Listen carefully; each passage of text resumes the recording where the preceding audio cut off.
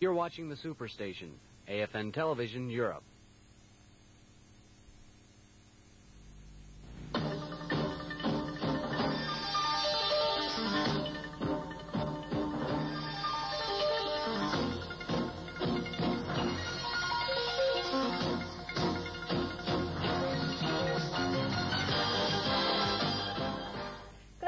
I'm Sergeant Debbie Dubicki. In this next half hour, we'll hear how the Conventional Forces in Europe Treaty is going. We'll head to Saudi Arabia to check on the 12th Aviation Brigade, and we'll get the facts behind steroids. But first, earlier this week, a U.S. Army helicopter hit a high-tension wire and crashed near Erlangen, killing both the crew member aboard. The AH-64 Apache was on a routine training mission at the time of the crash. 7th Corps Public Affairs identified the victims as Chief Warrant Officers Clarence Hall of Coburn, Virginia, and John Wilkinson of Kalinga, California. Both soldiers were stationed in Illesheim. A memorial service was held there Thursday. The Army Safety Center at Fort Rucker, Alabama will investigate the cause of the accident. Now that the Cold War is over in Europe, NATO should turn its attention to its southern flank. That's the opinion of the Supreme Allied Commander Europe, General John Galvin. The general said the alliance's 16 members should consider changing operational plans to give the South more reinforcement. Meanwhile, the Frankfurt U.S. Consul General Pierre Chastal commented on how NATO will plan its future configuration. You may recall at the NATO summit last spring, the Allied leaders decided to do a review of NATO strategy to take account of the changes that had taken place in the Soviet Union and Eastern Europe. And that review is now going on. What I expect is that the level and size and configuration of our military presence in Europe, and specifically in Germany, would grow out of that review.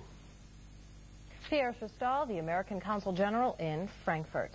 In 3 weeks, the Conventional Forces in Europe Treaty will be ready for a summit signing, though the issue of an information exchange on the number of air and land forces is not expected to be resolved. The focus of the treaty will be the limitations of military hardware. Officials say those limitations will have an impact on U.S. forces in Europe, but not as much as congressional budget cuts.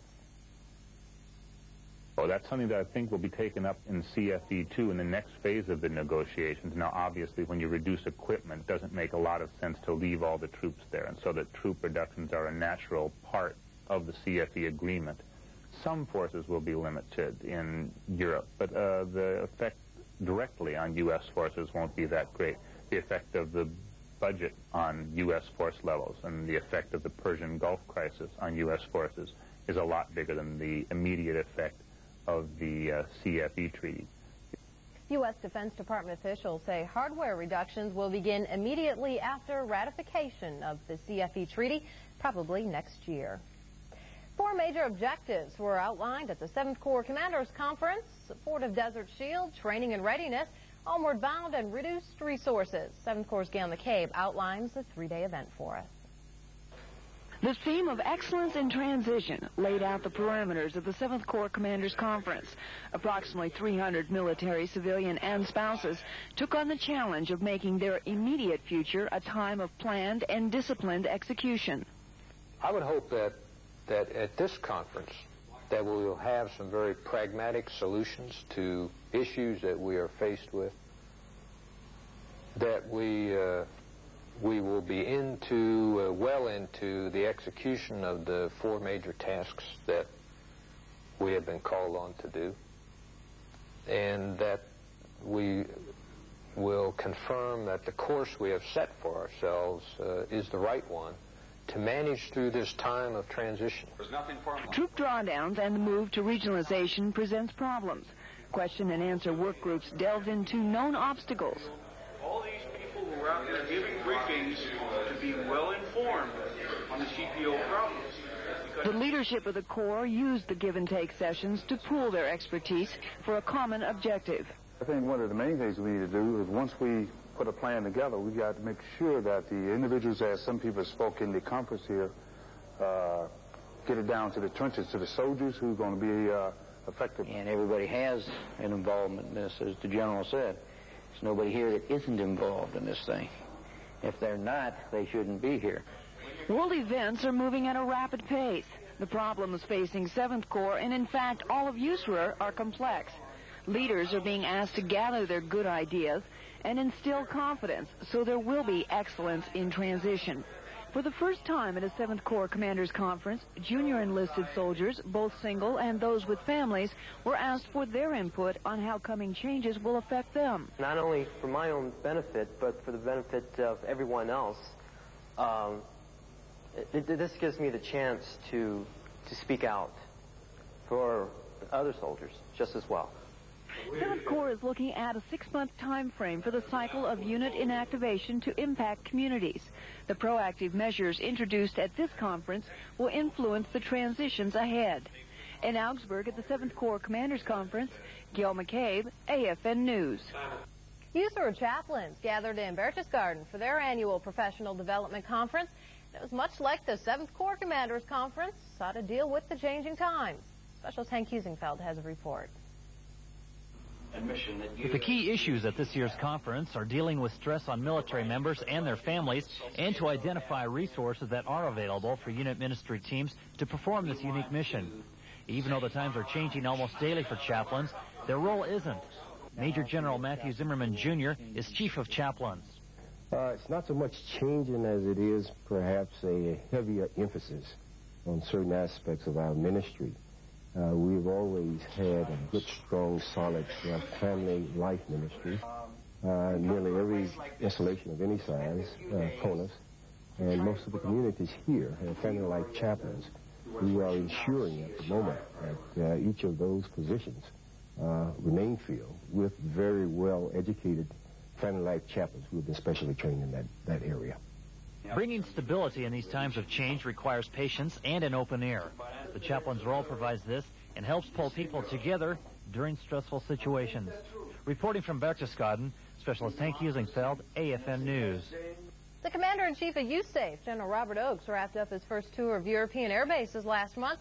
Air Force Sergeant Eric Whitmore files this report on the General's visit to the Netherlands.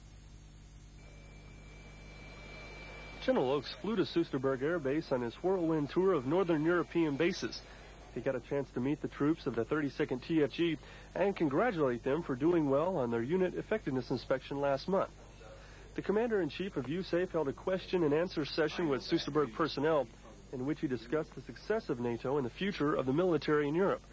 He said that the new goal of NATO is to reduce the forces in Europe, but no one knows how that would take place. NATO shouldn't go away. We can't let it go away. So we've got to posture ourselves in the future so that we support a continuing, strong, viable NATO, reduced in magnitude, but not reduced in effectiveness. General Oakes' goal is to keep the effect of such reductions on USAFE personnel to a minimum. He went on to say that everyone in the chain of command, including the President, wants to reduce the Air Force while retaining quality people. They don't want to force people out involuntarily of the Air Force that has said, I want to make a career of the Air Force. I want to stay in for at least 20 years. And so that's our goal, is to make sure we don't take reduction so fast that we can't let those good performers in the Air Force stay in who want to stay in. General Oakes said everyone should feel fortunate that reductions are taking place at this particular time in light of a reduced threat from Eastern Bloc countries. According to the General, our country can afford to reduce military spending because of the work that the military has done in Europe. Reporting from Soesterberg Air Base in the Netherlands, Air Force Sergeant Eric Whitmore, AFN News. Some of the people getting ready for a big change includes those at Zweibrücken Air Base. They're moving ahead with their base closure. The commander of Zweibrücken's 26th Combat Support Group told AFN News that service members and their families are adjusting very well. It's just kind of another move, a little sooner than they expected for many. We have some long-time ones there, members who have German spouses, and it's a little tougher for them. But for the most part, they're taking it just as another move. And we'll work professional effort toward finishing the mission and closing the base and then moving on. We have civilian workers, U.S. civilian workers, who, of course, some have been there for years, and they're in the business of trying to find other work somewhere else, and for them it's a little tougher. Probably the harder one is the local nationals, some 300 local nationals who we have employed at the base, some of whom have been there a long time and been very loyal, and have a good, solid relationship with us there at Zweibrücken. Lindsey Air Station in Wiesbaden, Germany is another that will close down its operations in the coming years. Air Force Sergeant John Guerrero reports that the impact involved and when the doors close remains a mystery. The closing of Lindsey Air Station is now a well-known fact. The small installation located in the heart of Wiesbaden, Germany, has been owned by the U.S. since the end of World War II. That will all end in the near future, but it won't happen overnight. The closing is more likely to be a gradual drawdown that will take a number of years. I think what you'll see is a scale down here, not only the size of the units, but also some of the units will relocate over a period of years. There won't be a dramatic decrease all of a sudden. The action affects each of the units and programs under the 7100th Combat Support Wing's control.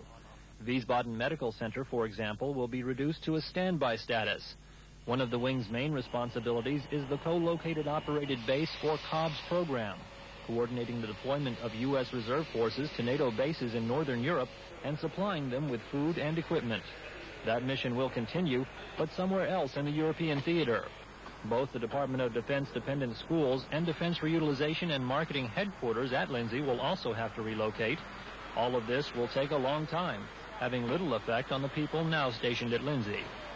We're talking about several years before we actually close the base. There'll be some drawdowns associated with some of the units around here, but the majority of people here on a 3-year tour will complete their normal tour, rotate through the normal personnel system, and won't be involved in any closure activities at all. Little is known about when all this will happen or where units will be assigned. The Department of Defense still hasn't answered those questions. Meanwhile, it's business as usual for the people at Lindsey, at least for now. Reporting from Lindsey Air Station, I'm Staff Sergeant John Guerrero.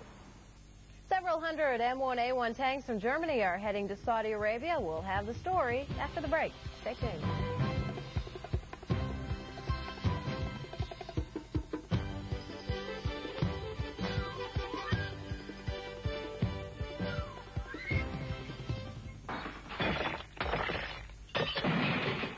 If this person had joined a ski club, she may not have had problems learning how to ski. Just about every American community in Europe has a ski club that caters to the needs of skiers from the beginner to the expert. If you're thinking about getting started on skis or just looking for an easy way to get to the slopes, drop in on your next community ski club meeting. They've planned a trip that's just right for you.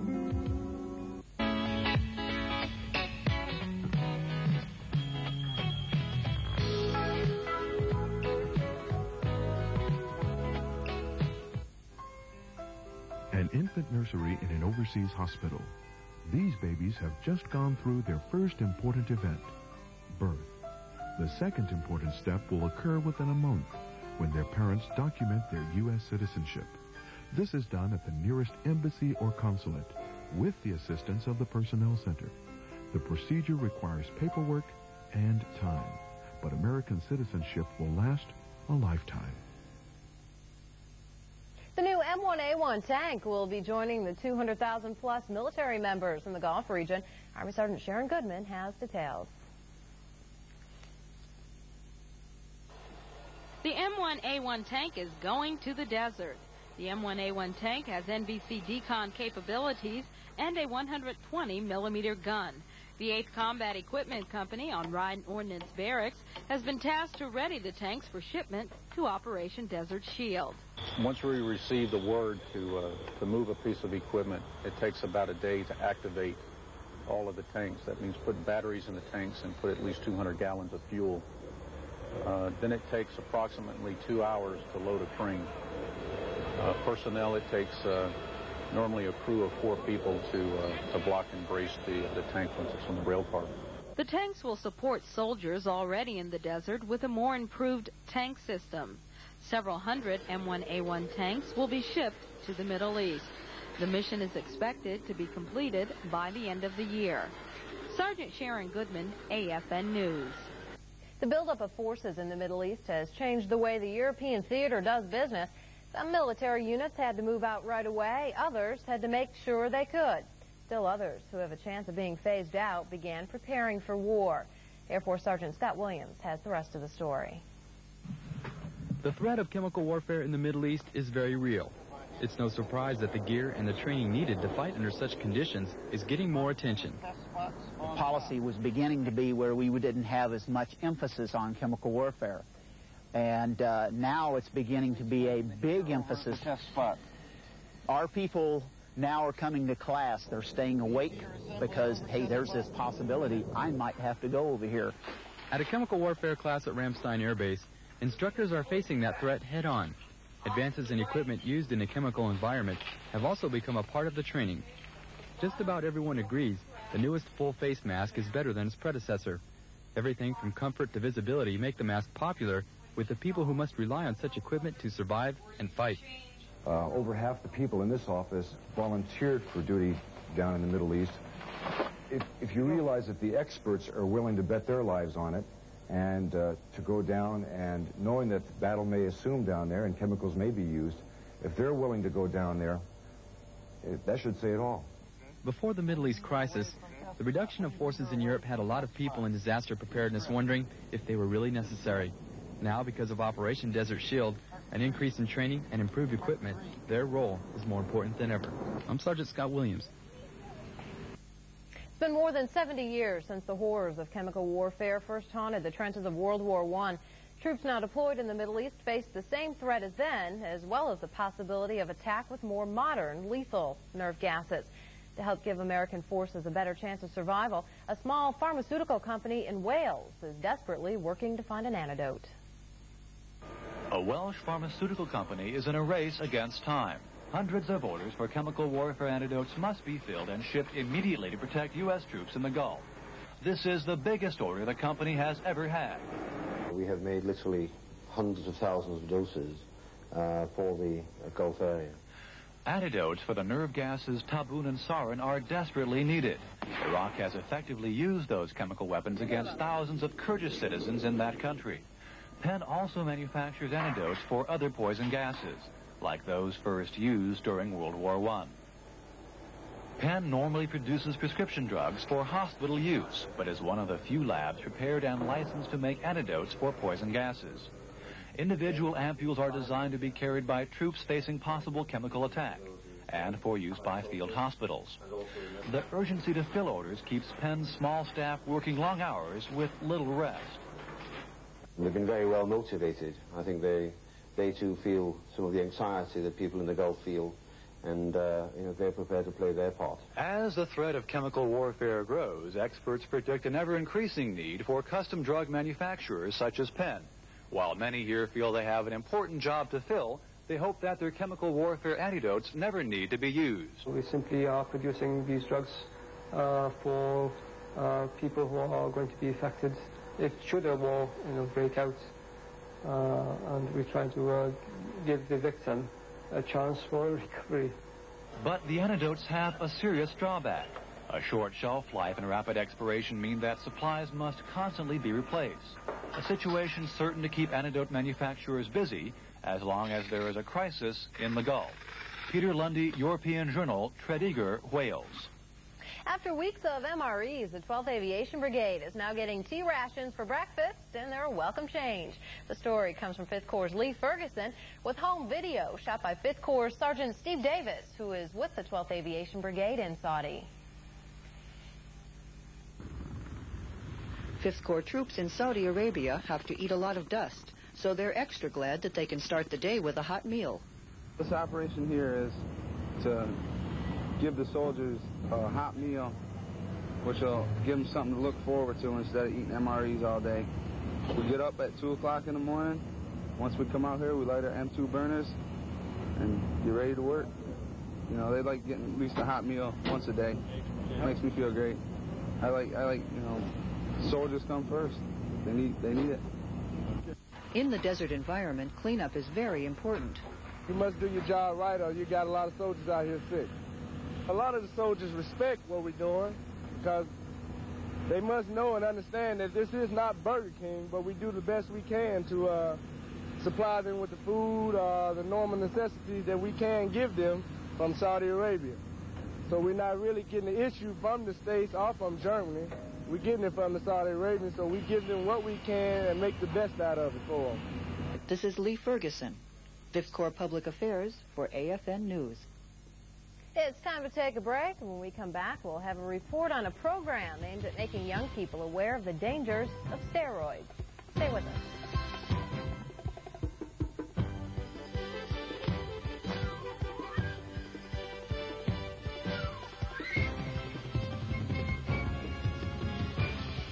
Thanks for taking the time to stop by. Families stationed overseas sometimes face problems that seem unsolvable. Discussing those problems with parents who've been there can help. Army Community Service has trained volunteers to provide support, guidance, and friendship through parents encouraging parents. I couldn't have done it without you. Thanks for the pep talk.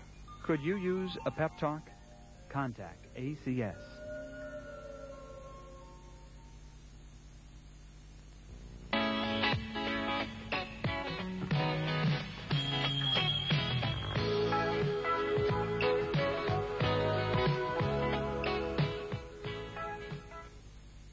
I did such and such on this date. So now...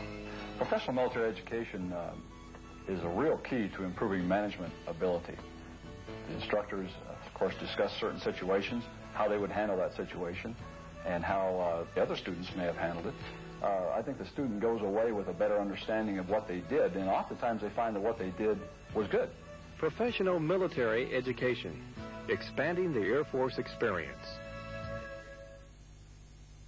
DoD's Office of Humanitarian Assistance collected excess medical supplies from military units in Europe and shipped them off to Czechoslovakia. Pam Proper went along on the trip.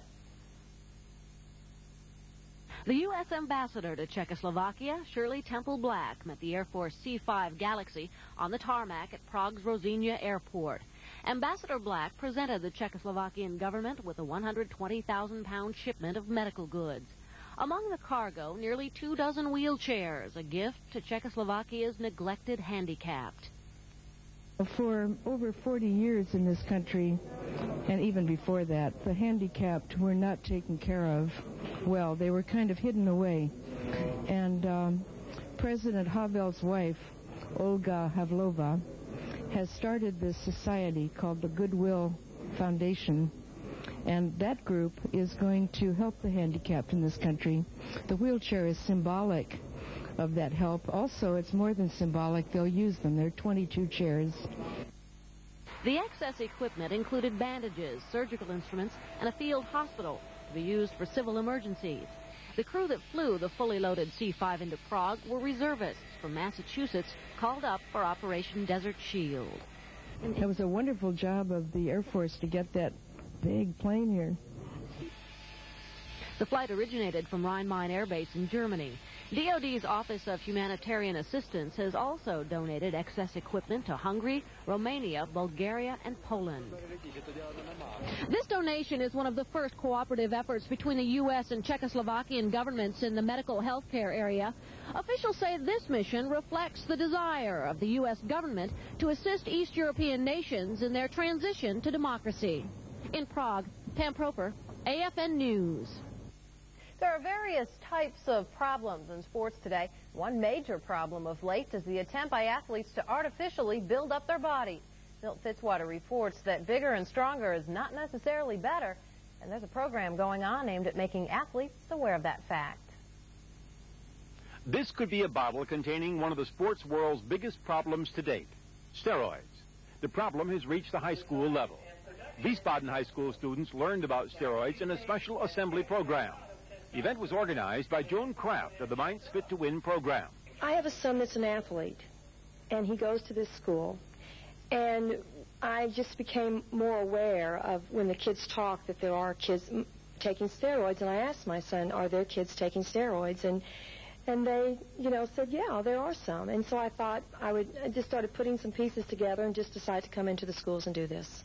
Now, deep down inside, you may not believe that steroids have reached the high school level.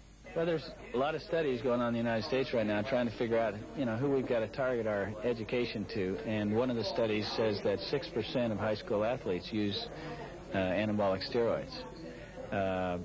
Of those 6%, it's staggering to know that 21% of those young men are getting them from their family physicians, which really means that not only do we have to educate high school athletes and probably junior high athletes, we also have to educate doctors. The problem of steroids in sports has been well documented.